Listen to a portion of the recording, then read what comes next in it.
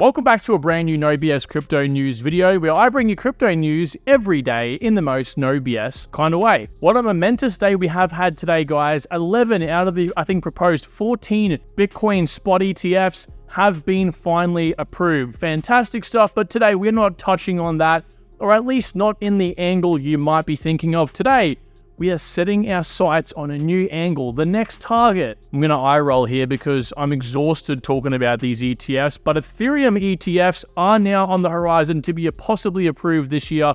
We also have some hacks that have happened to at least a large entity we all know and love in the space. We also do touch on some things relating to Cosmos and what might be coming up here that could be bad for the network. We'll talk more about that towards the end of the video, plus more as well. So let's begin, of course, where all dreams start, at the Bitcoin or cryptocurrency heat map. In this case, Bitcoin's at $46,000 today.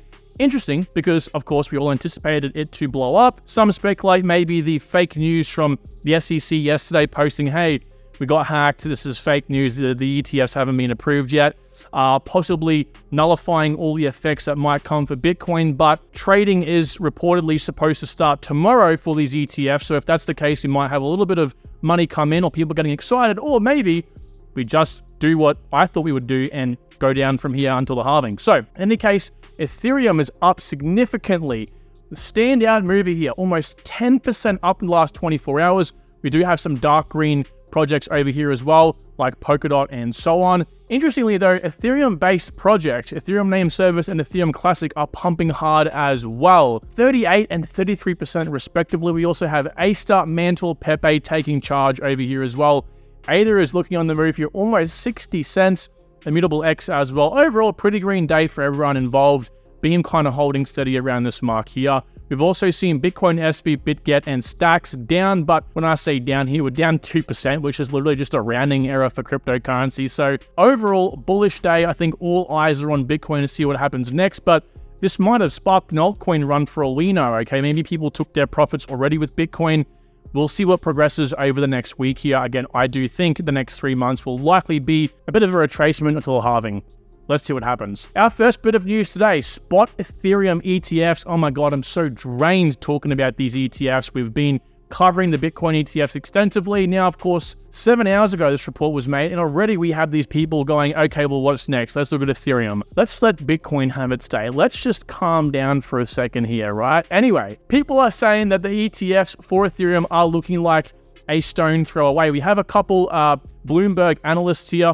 One gentleman says that he estimates a 70% chance that the ETFs will be approved by May. Again, this is the Ethereum ETFs, which is the month the SEC must make a final decision for several of the applicants, though he said the timing for the launch was less clear. So here are the applicants, and here is the final deadline over here, the 5th, basically May of this year for most of them.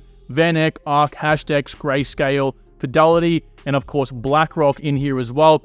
I think they will be approved sometime this year, but let's just calm down. I mean, a little bit here. It's gone crazy, right? James Seffert, also another Bloomberg analyst for these ETFs and also managed funds, said he's confident the SEC will give the green light to the spot Ether ETFs because the SEC implicitly accepted Ether as a commodity when it approved the Ether future ETFs last September. So it's going to come, but again, we'll have to see later on this year. Some people have speculated as well it won't come this year, but I think nevertheless in the next 2 years, it will definitely help push Ethereum's price up. That's for damn sure. We also had in Ether news as well, the founder of Ethereum, of course, Vitalik Buterin, saying he wants to increase the gas limit from 30 million to 40 million to improve the network throughput. Yes, this will actually improve the throughput of the network. So currently how it works is basically you can pay gas, of course, for your transactions in Ethereum. The way it all works is off a gas limit, but of course it is in the units of Ether.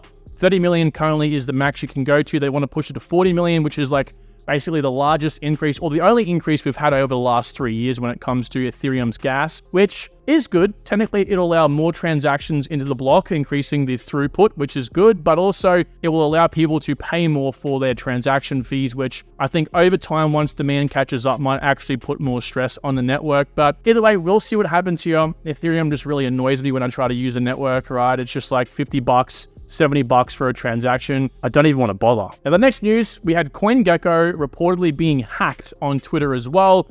The hacker, in a typical hack like they do, that didn't happen yesterday when the SEC was reportedly hacked, was they had a phishing link entered into the tweet itself, which got a whole heap of people scammed, apparently.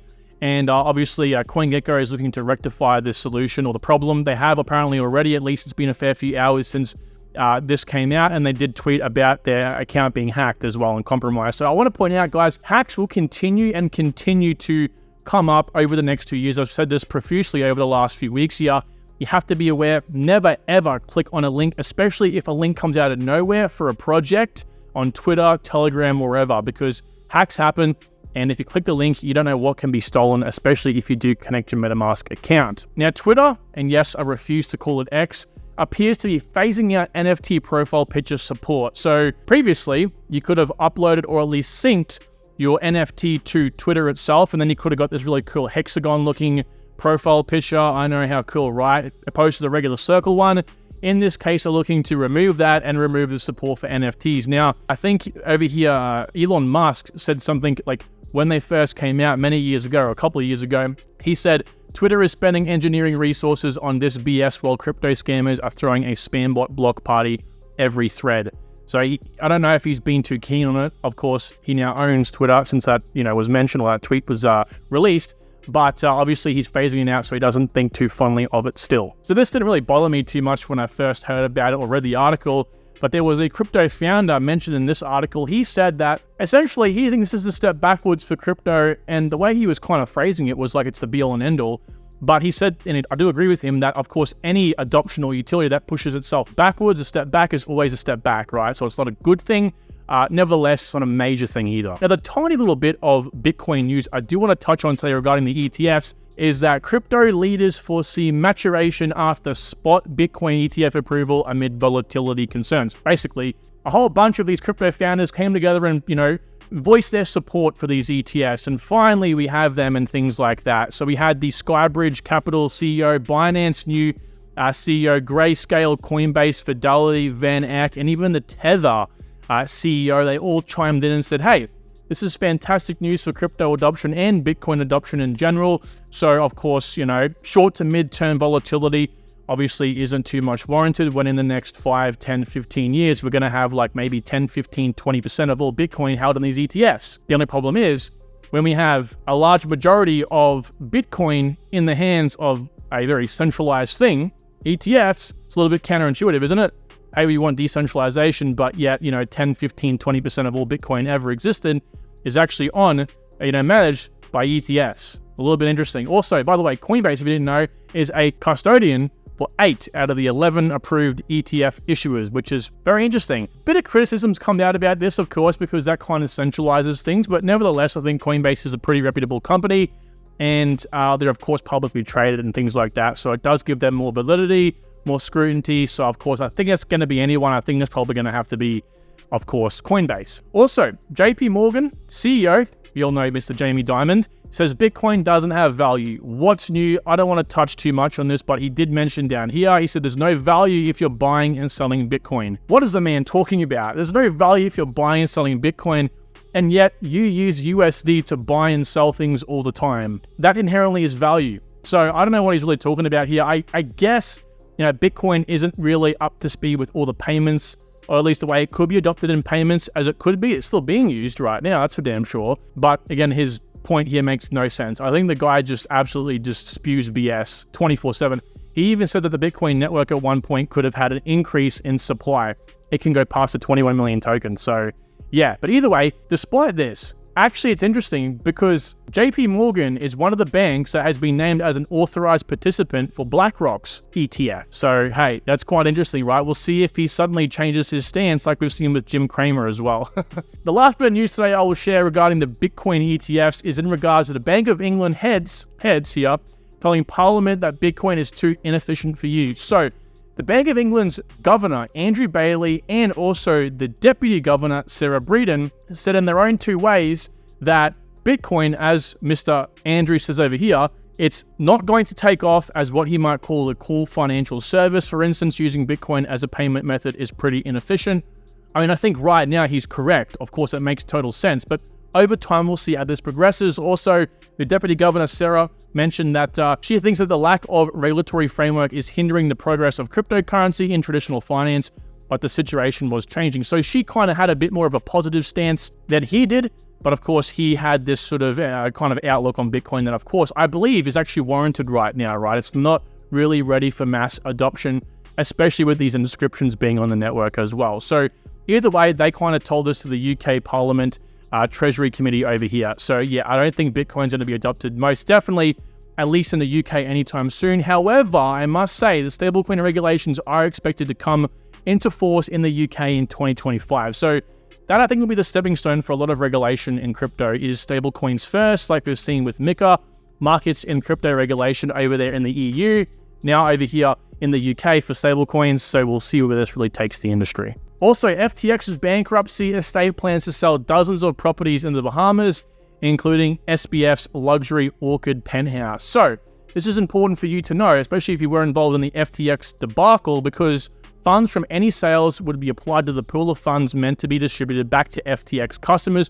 which is good. However, it's only worth $199 million, at least as of last year's prices, if they do sell all 38 properties. 38 properties, that's a lot of properties, right? But I say only $199 million because after the exchange declared bankruptcy in November, it owed $8.7 billion to former users. So that's just only a little tiny scoop of what is to be owed back. So, I mean, it's a start. It most definitely is a step in the right direction. And last of all, if you're a Cosmos fan or holding the Atom tokens, you're going to want to listen up here. Cosmos Hub votes on proposal aiming to set minimum Atom inflation rate to 0. That sounds good, of course, if you're someone who just holds your Atom tokens, but there's a bigger dilemma at play here. Cosmos Hub community members are voting on a proposal to reduce the minimum inflation parameter from 7, so minimum 7% inflation, to 0, meaning that at some point, you can have 0% inflation on the network. Sounds great, right?